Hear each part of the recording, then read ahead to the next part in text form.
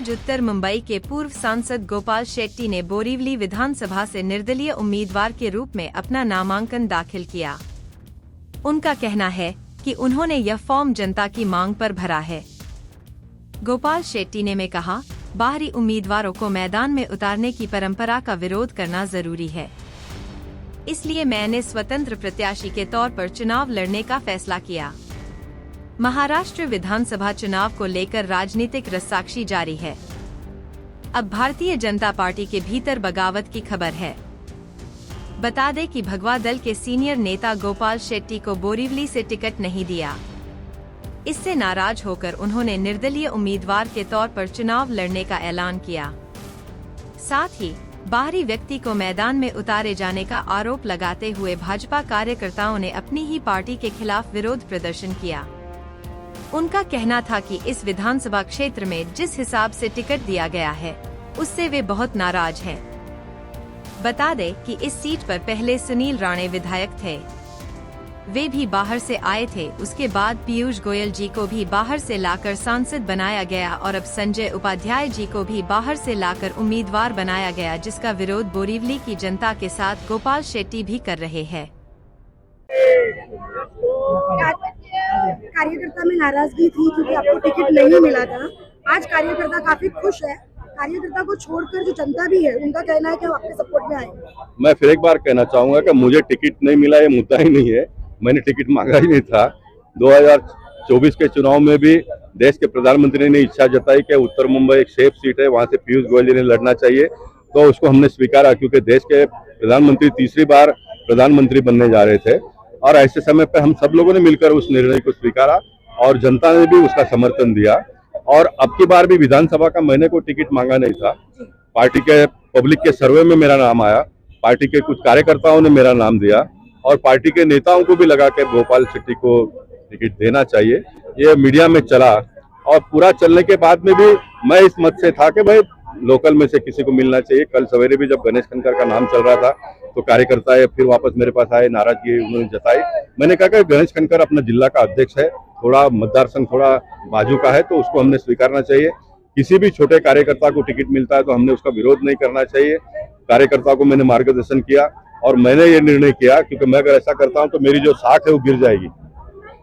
मुझे जो जिस नजरिया से लोग देखते हैं कि एक सामान्य कार्यकर्ता को पार्टी टिकट दे रही है और फिर गोपाल शेट्टी उसका विरोध कर रहे हैं, वो मेरे लिए अच्छी बात नहीं है। जहां तक संजय उपाध्याय की बात है तो संजय उपाध्याय एक अच्छा कार्यकर्ता है, वर्षों से पार्टी के लिए वो भी काम कर रहा है, इसलिए संजय उपाध्याय का मेरा कोई विरोध नहीं है। लेकिन बाहर से आकर विरोध बोरीवली में लड़ना और किसी के भी साथ में बातचीत न करते हुए इस प्रकार का निर्णय करना, ये भी थोड़ा सही नहीं है, क्योंकि मैंने ये निभाया है मेरे जीवन में। 2004 में जब बोरीवली के विधानसभा से हेमेंद्र भाई को टिकट काटकर मुझे दिया जा रहा था, तब मैंने हेमेंद्र भाई को खुद कहा कि हेमेंद्र भाई आप टिकट का देखो, ऐसा कुछ हो रहा है करके। मैं वो एथिक को पालन करने वाला व्यक्ति हूँ। मैं नगर सेवक के रूप में जब कॉर्पोरेशन में काम कर रहा था तो मुझे इम्प्रूवमेंट कमेटी का चेयरमैन बनने का अवसर आया, लेकिन मैं इम्प्रूवमेंट कमेटी का मेंबर नहीं था। इम्प्रूवमेंट कमेटी में योगेश सागर और पराग अलवानी जैसे सक्षम हमारे नगर सेवक उसमें थे, तो मैंने कहा कि बाहर से मैं जाकर चेयरमैन बनूंगा तो उनका अपमान हो जाएगा, इसलिए मैं चेयरमैन नहीं बना। इसलिए कुछ एथिक्स का पालन मैंने जीवन में किया है, इसलिए कोई पार्टी के कार्यकर्ता को टिकट मिले और उसका विरोध मैं करता हूं तो इससे बड़ा अन्याय कोई भी नहीं होगा, ये मेरा कहना है। बिल्कुल, आपने विरोध तो उस टाइम में भी नहीं किया था, लेकिन बस इतना था कि आपसे डिस्कशन की गई थी। इस बार तो आपसे डिस्कशन भी नहीं हुई, इसकी नाराजगी तो होगी। कुछ तो पूछना चाहिए जिस हिसाब से है, लोगों को लगता है। नहीं, मुझे लगता है कि देखो आप डिस्कशन करेंगे, पार्टी का एक प्रॉब्लम ये है कि पार्टी को लगता है कि ये बात हम लोगों के सामने रखेंगे तो कोई इसको एक्सेप्ट नहीं करेंगे।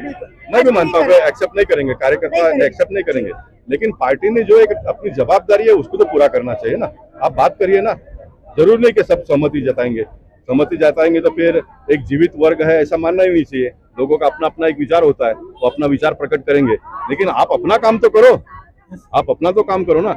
अब लोगों को लगता है कि भाई मैंने इस लड़ाई को लड़ना चाहिए तो मैं लड़ने के लिए भी मैदान पे उतरा हूँ। अब कैसे जिताना, कितने बड़े मार्जिन से जिताना, ये तो जनता के हाथ में है। हाँ, ये तो जनता के हाथ में है, सबको मैं कहीं नहीं कर सकता हूँ ना। मेरा जो काम था मैंने कर दिया।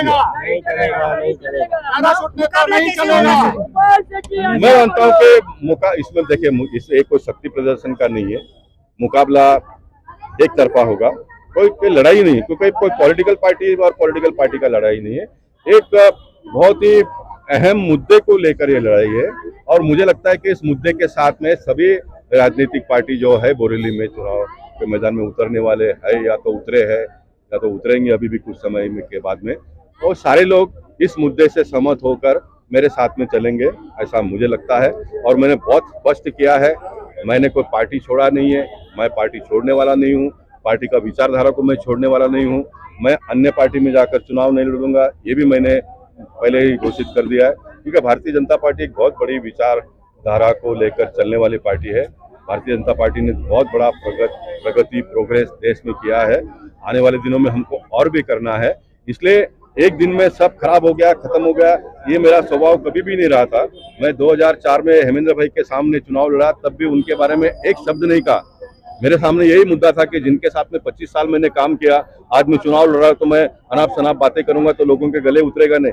ये सारे एथिक्स का पालन मैंने अपने जीवन में किया है, मैंने कभी भी नहीं किया है। मैंने काम करके पार्टी के